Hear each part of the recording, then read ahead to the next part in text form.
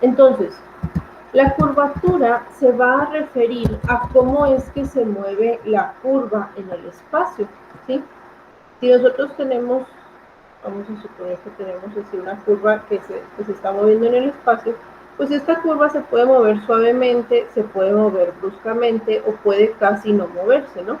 Entonces, este como torcimiento que puede tener la curva es precisamente la definición de curvatura. Cuando nosotros tenemos una curva suave como esta, que no tiene picos, que no da vueltas así a 90 grados, entonces se dice que la curva es suave y una de sus cualidades es precisamente la curvatura. Una manera de estudiar esto es mediante el vector tangente.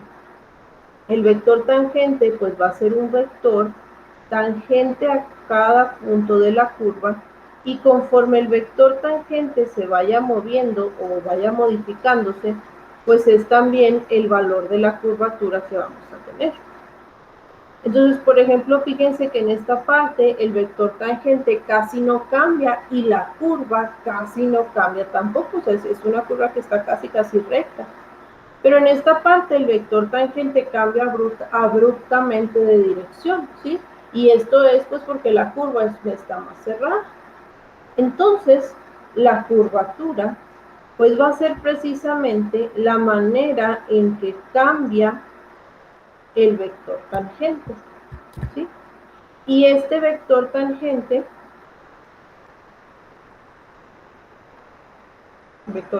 unitario, de hecho, ¿sí? Lo vamos a calcular como la derivada sobre la magnitud. ¿Okay? Que es similar a lo que teníamos cuando hablábamos de curvas planas, ¿no? O sea, cuando nosotros teníamos una curva en el plano, entonces nosotros podíamos calcular la pendiente de la recta tangente a un punto y esa pendiente pues se refería a la derivada de la función, ¿no? Pues lo mismo aquí, o sea, si nosotros derivamos la función vamos a tener el vector tangente, pero el vector tangente unitario es cuando lo derivamos entre su magnitud y es el que vamos a estar trabajando. ¿Ok? Entonces,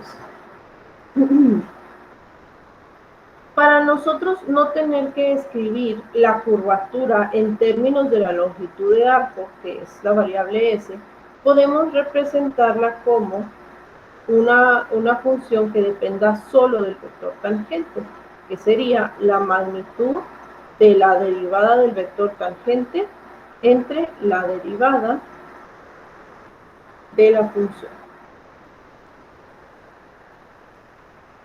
Por ejemplo, tenemos nosotros una curva que es una circunferencia centrada en el origen con radio A.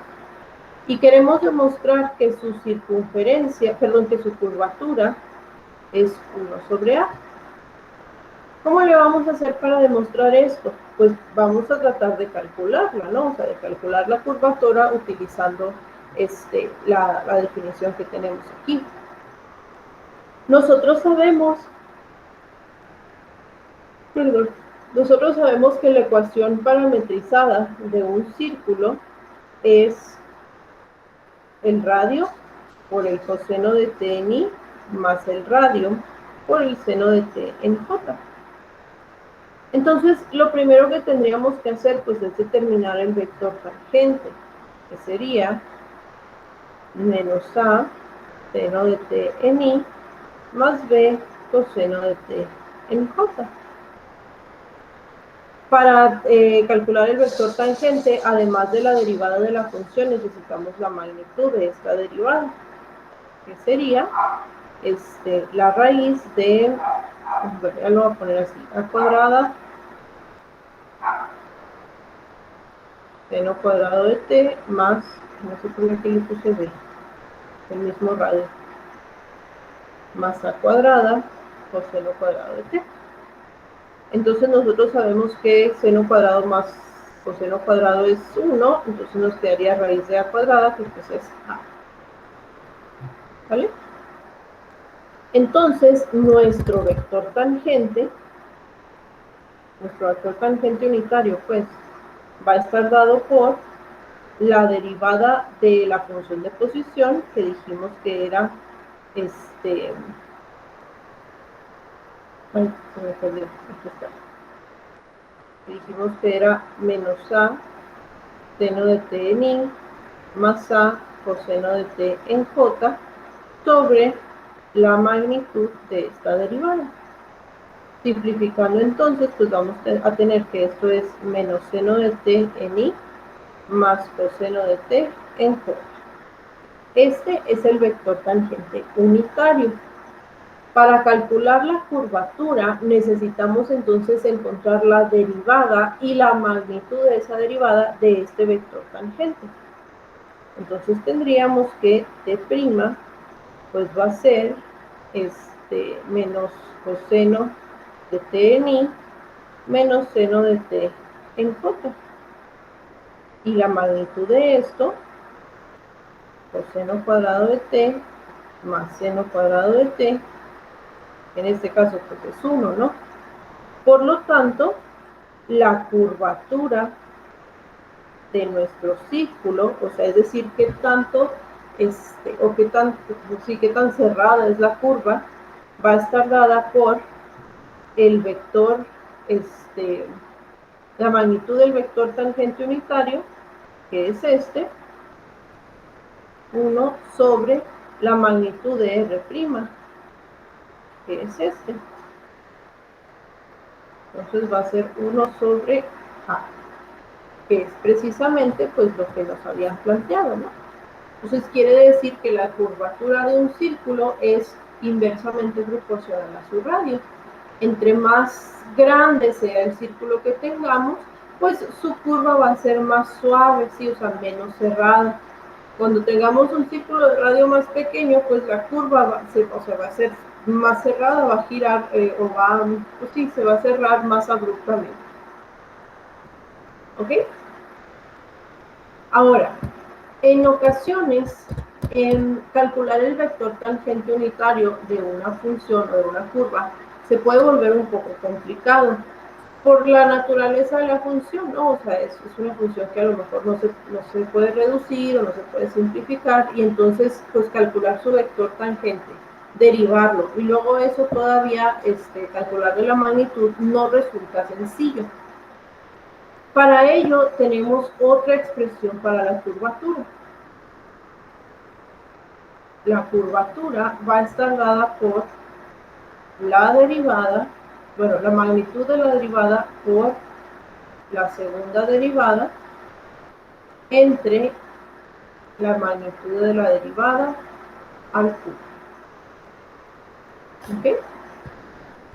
Entonces, esto lo podemos escribir así, puesto que el vector tangente unitario depende, depende de las derivadas de la función de posición, ¿no? Entonces, por ejemplo, cuando nosotros nos dan una curva que está parametrizada, como en este caso, t, t cuadrada, t cúbica, ¿sí? Pues podríamos nosotros plantearlo como t en i más t cuadrada j más t cúbica k, ¿sí? Lo derivamos, sería 1i más 2tj más 3t cuadrada k, y luego a esto le sacamos la magnitud, que sería 1 más 4t cuadrada más 9t cuarta. Y entonces el vector tangente unitario pues estaría dado por i más 2tj más 3t cuadrada k sobre todo esto.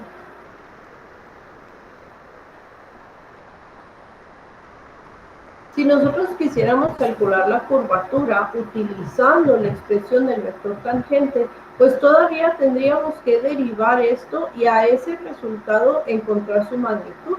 Entonces les digo, al final, pues la expresión que nos va a quedar no es una expresión sencilla, ¿sí?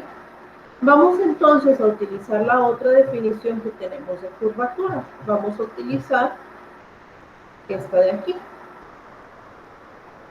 Entonces, para ello, pues tenemos que calcular la derivada y la segunda derivada de la función. Y esas ya las tenemos. Bueno, tenemos la primera derivada, ¿no? Entonces, calculando la segunda derivada, tendríamos que esto es, la derivada de 1 es 0, aquí sería 2j más 6tk. ¿Okay? Ahora, con estos dos vectores, con el vector primera derivada y con el vector segunda derivada, vamos a hacer el producto cruz. Vamos a tener que R' cruz RB' va a ser IJK de, era 1, 2t y 3t cuadrado, ¿verdad? Creo. Y el vector RB' pues es 0, 2, 6t. Entonces hacemos el producto cruz o producto vectorial, que ya sabemos que se hace con un determinante. De aquí entonces vamos a sacar que esto es I por 12t cuadrada menos 6t cuadrada menos j por 6t menos 0 más k por 2 menos 0. Entonces esto va a ser 6t cuadrada i menos 6t en j más 2k. ¿Sí? A este vector que acabamos de obtener es al que le vamos a calcular la magnitud. R' cruz RB' sería la raíz de todo esto, que sería 36t cuarta más 36t cuadrada más 4. Y si quieren esto, pues creo que lo podemos simplificar un poquito, ¿no? Le podemos factorizar un 4 y la raíz de 4 es 2. Entonces sería 9t cuarta más 9t cuadrada más 1. Entonces ya tenemos la magnitud del vector que resulta del producto cruz de la primera con la segunda derivada, y ya teníamos por acá arriba también la magnitud de la primera derivada. Ya la habíamos calculado, aquí está. ¿Ok? Entonces, utilizando esta expresión, pues nada más tenemos que hacer esta división, ¿no? Tendríamos entonces que la curvatura va a estar dada por la curvatura va a estar dada por 2 raíz de 9t cuarta más 9t cuadrada más 1 sobre la raíz de 1 más 4t cuadrada más 9t cuarta al cubo. ¿Okay? Esta expresión nos va a dar la curvatura de la curva, de la curva parametrizada que tenemos en cualquier instante t. ¿Qué pasa si nosotros lo queremos encontrar en un punto específico, por ejemplo en el origen? ¿Sí? Recuerden que nuestra ecuación estaba dada por t cuadrada, t cúbico. ¿Okay? Entonces, si estas son las ecuaciones y este es el punto, pues quiere decir que t es igual a 0, ¿sí? Entonces, si queremos encontrar la curvatura en t igual a 0, pues nada más sustituimos 2 por, 0, 0, 1 entre 1, 0, 0 al cubo y sería 2. ¿Sí? Ese es el valor de la curvatura en el origen. ¿Vale? ¿Se entiende? Recuerden que este valor, a diferencia del resto de los que hemos estado calculando, es un valor escalar, o sea, es un número que nos indica qué tan abierta o qué tan cerrada es la curva. ¿Vale? No es un vector. Bueno, En una curva en el espacio, vamos a suponer que tenemos nosotros una curva así. ¿Sí? Entonces tenemos una curva en el espacio. Ya dijimos que en cada punto de esta curva existe un vector tangente. Un vector tangente unitario que va a ser es resultado de la derivada de la función, ¿sí? Ahora, además de este vector tangente, va a existir también otro vector que se conoce como vector normal. Este vector normal es un vector que es ortogonal al vector tangente y su ecuación está dada por el vector, la derivada del vector tangente entre su magnitud. ¿Sí? Entonces, este es el vector normal o vector normal unitario. Y vamos a tener un tercer vector que va a ser ortogonal a estos dos. Este tercer vector se llama vector binormal. ¿Sí? Entonces, como es un vector que es ortogonal a los otros dos, es el resultado del producto cruz del vector tangente con el vector normal. Estos tres vectores nos indican cómo se va moviendo la curva, sí, pero no nada más qué tan rápido, o sea, cómo se cierra o así, sino también cómo es que la curva se desplaza en relación a sí misma. Vamos a suponer que nosotros tenemos una curva que va así, y traten aquí de seguir el movimiento que hago al dibujarla, ¿no? Entonces, es una curva que va así, y luego gira sobre sí misma y luego sale. Entonces, si nosotros planteamos esta tríada de vectores, pues tendríamos el vector tangente, el vector normal y el vector binormal. Pero conforme la curva gira, también van a cambiar la dirección de estos vectores. Entonces, por ejemplo, acá el vector tangente va a estar hacia acá, el vector normal va a estar hacia acá, y el vector binormal pues va a estar así como hacia arriba, ¿no? Entonces nos indica no solo cómo gira la curva en un plano, sino también cómo gira sobre sí misma, ¿no? O sea, no es lo mismo una curva que nomás haga esto a una curva que haga esto, como un loop, como una vueltita, ¿no? Entonces, esta triada de vectores, pues es precisamente lo que hace, o sea, lo que hace es ayudarnos a describir cómo es que una curva varía en el tiempo. Y al estudio de esto se le conoce como geometría diferencial, ¿no? Que ya es algo un poco más avanzado, pero al final, pues es básicamente la idea de este junto con los vectores. Junto con estos vectores se puede calcular también un plano, o bueno, dos planos que van a aparecer en la curva. Voy a ver si me sale aquí el dibujo. Tenemos la curva, vamos a tener un punto P, ¿sí? Y vamos a suponer que en este punto P pues tenemos el vector tangente y el vector normal. ¿Sí? Entonces, existe un plano que está o sea, que está formado por estos dos vectores. Y nosotros lo podemos extender así, ¿no? A este plano se le conoce como plano normal. Me lo escribo acá. Plano normal.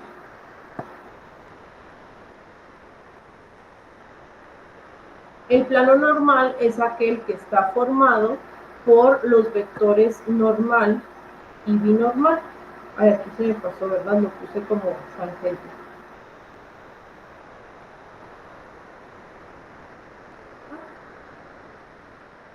Voy a borrar este dibujito para que se entienda bien ahorita.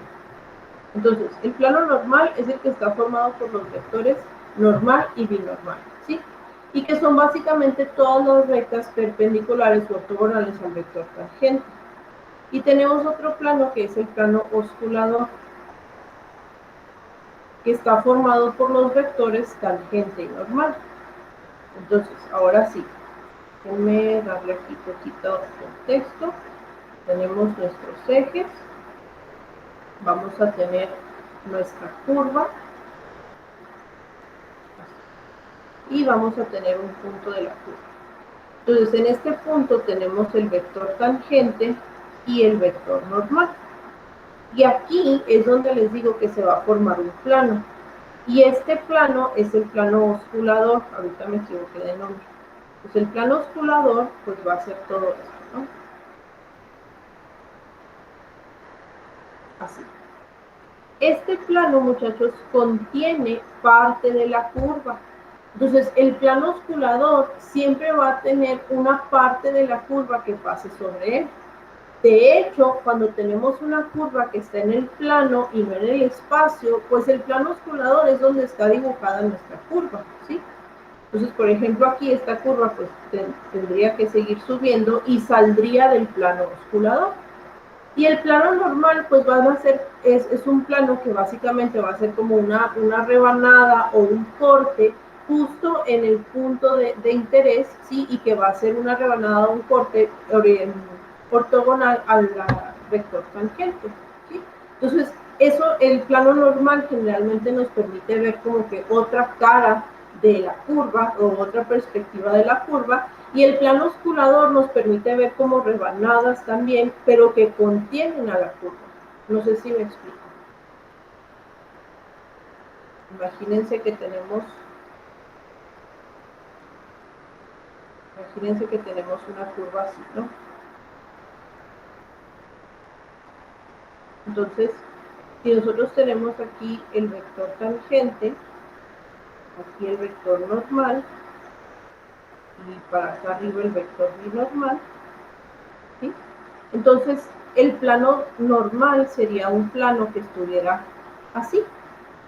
No necesariamente va a contener a la curva, pero me va a permitir verla desde otra perspectiva. O sea, si yo planteo la curva desde el plano normal, pues la vería como desde otro lado. Pero el plano osculador, que va a ser este, ¿sí? Pues contiene una parte de la curva, que es la que está sobre ese plano. Y luego ya la curva sigue su curso, ¿no? ¿Ok?